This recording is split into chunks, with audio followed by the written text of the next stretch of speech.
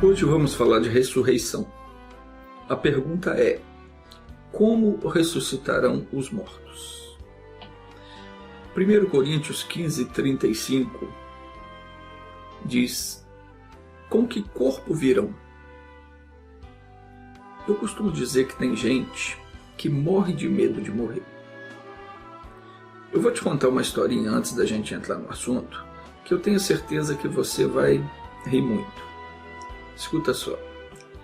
Conta-se que um casal decidiu passar férias numa praia no Caribe.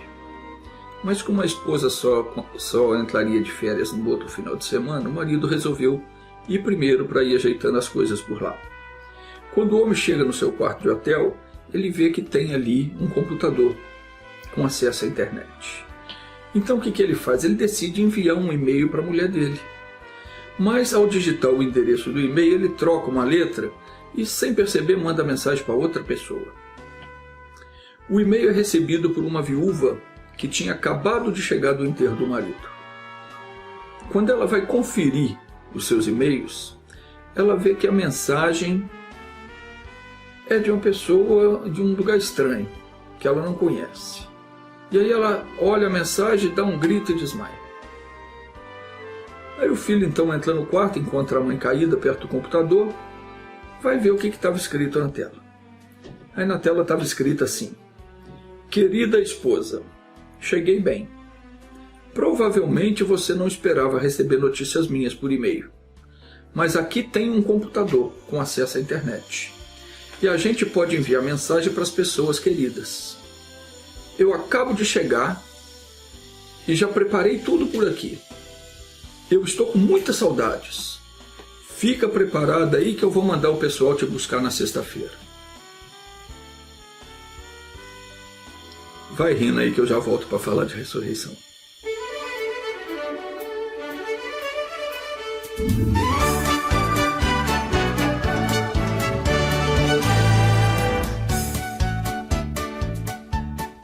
Agora vamos falar de coisa séria. Jesus deixou claro que o motivo da vinda dele a este mundo era nos resgatar da perdição. Ele falou assim em João 6,38: porque eu desci do céu não para fazer a minha vontade, mas a vontade daquele que me enviou. E a vontade do que me enviou é esta: que eu não perca nenhum de todos aqueles que me deu, mas que eu o ressuscite no último dia. Porquanto esta é a vontade do meu Pai, que todo aquele que vê o Filho e crê nele tenha a vida eterna, e eu o ressuscitarei no último dia. Então, como você pode ver, a ressurreição é uma realidade. Ele disse mais ainda em João 5,24, está escrito o seguinte: em verdade vos digo, que quem ouve a minha palavra e crê naquele que me enviou, tem a vida eterna, e não entra em juízo, mas já passou da morte para a vida. Em verdade vos digo, que vem a hora, e agora é, em que os mortos ouvirão a voz do Filho de Deus, e os que a ouvirem viverão. Pois assim como o Pai tem a vida em si mesmo, assim também deu ao Filho ter a vida em si mesmo. Não vos admireis disto, porque vem a hora em que todos os que estão nos sepulcros ouvirão a sua voz e sairão, e os que tiverem feito o bem para a ressurreição da vida, e os que tiverem praticado o mal para a ressurreição do juízo. Nós não podemos confundir ressurreição com reencarnação. Ressurreição é o ato de voltar a viver, enquanto reencarnação seria o ato de passar de um corpo para o outro.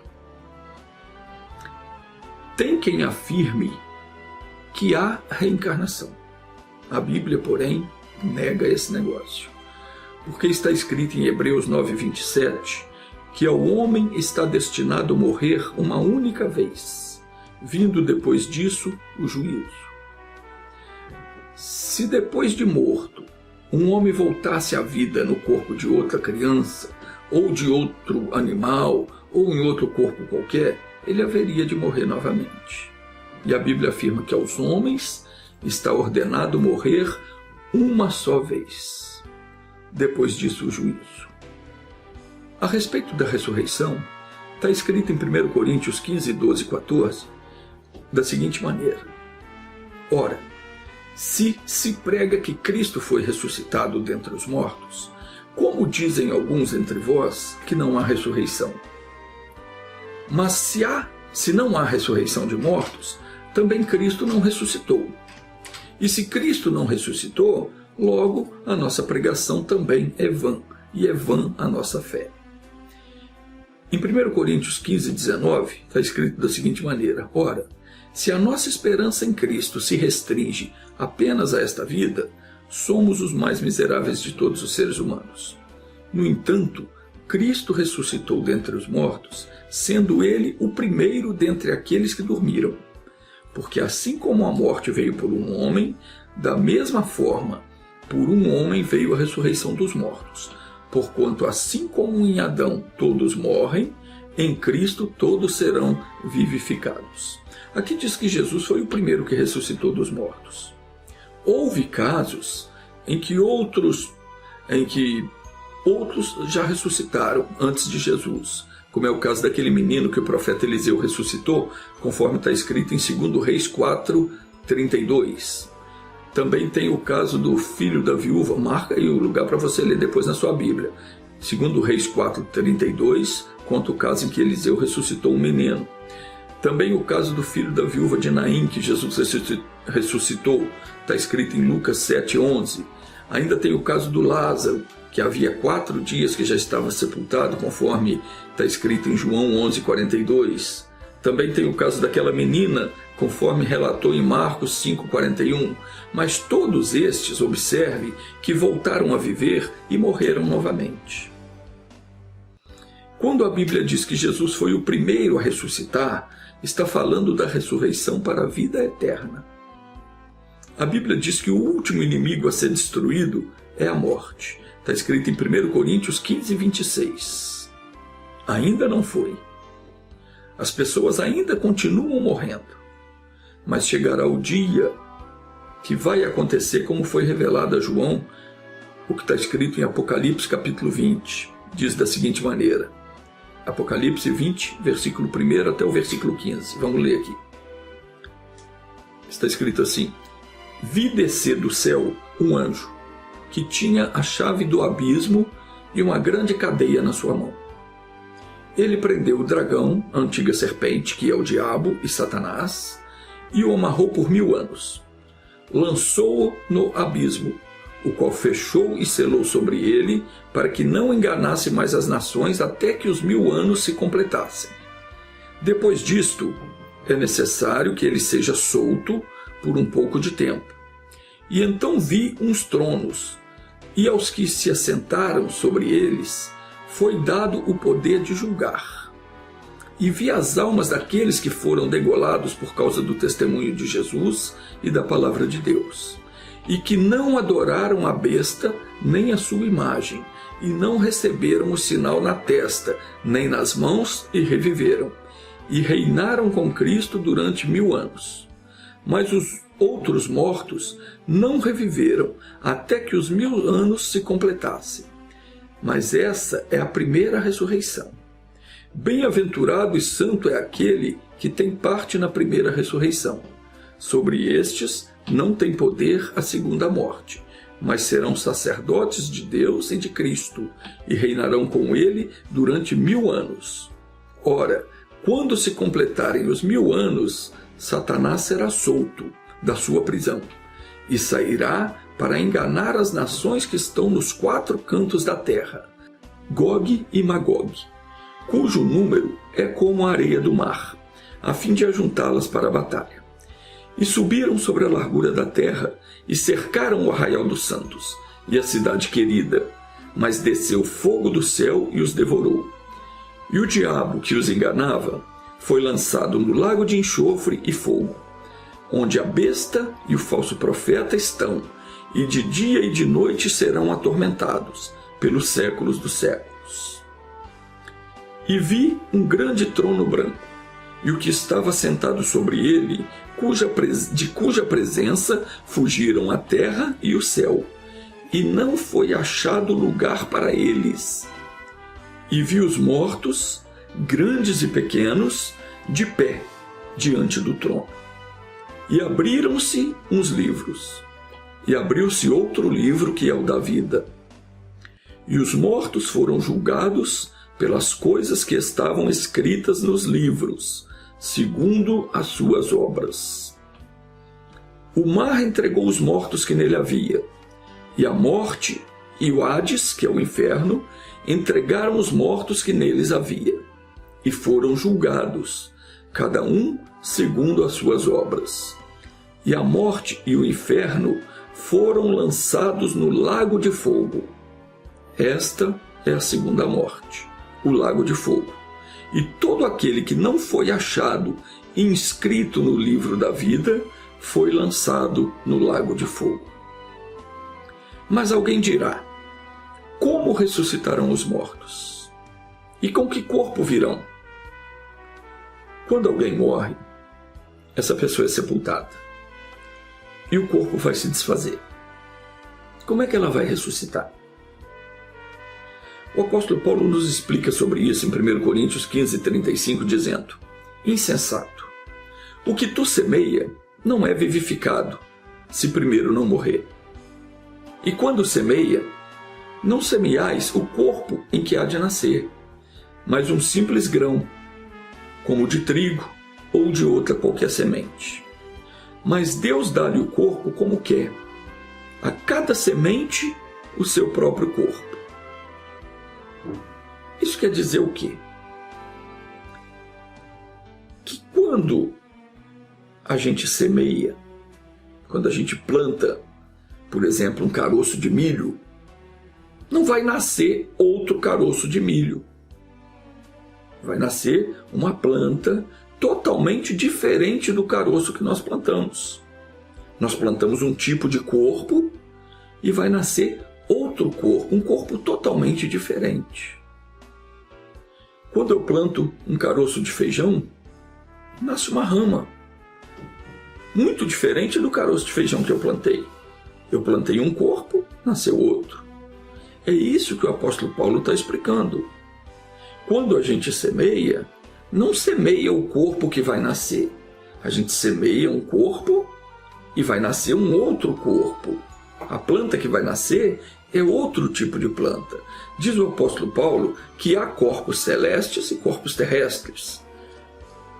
Uma é a glória do corpo celeste, outra a do corpo terrestre. Existe diferença entre um e outro. Assim também vai ser a ressurreição dentre os mortos. Semeia-se o corpo em corrupção, ou seja, coloca-se na sepultura um corpo fraco, debilitado, doente, destruído. Vai se ressuscitar o quê? Um corpo em glória, um corpo vitorioso, glorificado, forte, saudável. Mas não diz que é um corpo carnal. Planta-se, ou melhor, sepulta-se, um corpo material, carnal, natural. Ressuscitará um corpo espiritual. Se há corpo natural, há também corpo espiritual, como diz o apóstolo Paulo. Como é um corpo espiritual? Não sei. Nunca vi um. E queira Deus que eu nem veja como é que é, não sei. Só Deus sabe. Mas, se está escrito, é porque há. Eu sei que está escrito o seguinte, que a carne e o sangue não herdarão o reino de Deus. Isso está escrito no 1 aos Coríntios, capítulo 15, versículo 50. O apóstolo Paulo diz: mas digo isso, que a carne e o sangue não podem herdar o reino de Deus. Nem a corrupção herda a incorrupção. Eis aqui vos digo um mistério. Nem todos dormiremos, mas todos seremos transformados. Num momento, num abrir e fechar de olhos, ao som da última trombeta. Porque a trombeta soará, e os mortos hão de ressuscitar, incorruptíveis. E nós os que estivermos vivos na época, seremos transformados. Porque é necessário que o que é corruptível se revista de incorruptibilidade, e o que é mortal se revista da imortalidade. Mas quando isto que é corruptível se revestir de incorruptibilidade, e isto que é mortal se revestir da imortalidade, então se cumprirá a palavra que está escrito: tragada foi a morte na vitória. Onde está, ó morte, a tua vitória? Onde está, ó morte, o teu aguilhão? O aguilhão da morte é o pecado, e a força do pecado é a lei. Mas graças a Deus que nos dá a vitória por nosso Senhor Jesus Cristo. Portanto, diz o apóstolo Paulo, sede firmes e constantes, sempre abundantes na obra do Senhor, sabendo que o vosso trabalho não é vão no Senhor. Onde e quando vamos viver depois que ressuscitarmos? Em Apocalipse, capítulo 21, primeiro versículo, João escreveu dizendo: vi um novo céu e uma nova terra, porque já se foram o primeiro céu e a primeira terra, e o mar já não existe. Isto é uma visão que Deus deu a João sobre o que aconteceria no futuro. E ele olhando, ele viu um novo céu e uma nova terra. O primeiro céu e a primeira terra já não existiam. E ele viu a cidade santa, a nova Jerusalém, que descia do céu da parte de Deus, adereçada como uma noiva, toda enfeitada, como uma noiva para o seu esposo. E ele ouviu uma grande voz dizendo: eis que o tabernáculo de Deus está com os homens, pois com eles habitará, e eles serão o seu povo, e Deus mesmo estará com eles. E ele enxugará dos seus olhos toda a lágrima, e não haverá mais morte, e não haverá mais pranto, nem lamento, nem dor, porque já as primeiras coisas são passadas. E então o que estava sentado sobre o trono disse: eis que faço novas todas as coisas. E acrescentou: escreve, porque estas palavras são fiéis e verdadeiras. O profeta Isaías também falou sobre essa nova terra, dizendo, está escrito em Isaías capítulo 65, versículo 17. Tudo isso você deve anotar, essa referência, para você conferir na sua Bíblia. Porque pode ser que alguma palavra esteja um pouco diferente devido à tradução da Bíblia, a versão que nós estamos lendo. Mas você vai ver que está escrito dessa forma, e quando você ler, você vai ler até mais um pouquinho e vai entender um pouco melhor. Então anota as referências. Isaías 65, 17 está escrito assim: pois eis que eu crio novos céus e nova terra. Isso foi muito antes de João ter tido aquela visão. Deus já estava revelando ao profeta Isaías essas coisas. Disse: eu crio novos céus e nova terra, e não haverá lembrança das coisas passadas.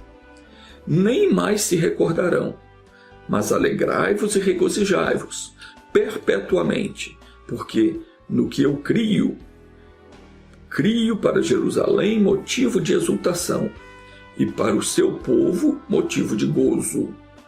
E exultarei em Jerusalém e folgarei no meu povo, e nunca mais se ouvirá nela voz de choro, nem voz de clamor. Não haverá mais nela criança de poucos dias, e nem velho que não tenha cumprido os seus dias. Porque o menino morrerá de 100 anos, mas o pecador de 100 anos será amaldiçoado. E eles edificarão casas, e as habitarão, plantarão vinhas e comerão o fruto delas. Não edificarão para que outros habitem, não plantarão para que outros comam, porque os dias do meu povo serão como os dias da árvore, e os meus escolhidos gozarão por longo tempo das obras das suas mãos. Aleluia. Não trabalharão à toa, e nem terão filhos para desgosto, porque serão a descendência dos benditos do Senhor, e os seus descendentes estarão com eles. E acontecerá que antes que clamem, eu responderei. Estando eles ainda falando, eu os ouvirei.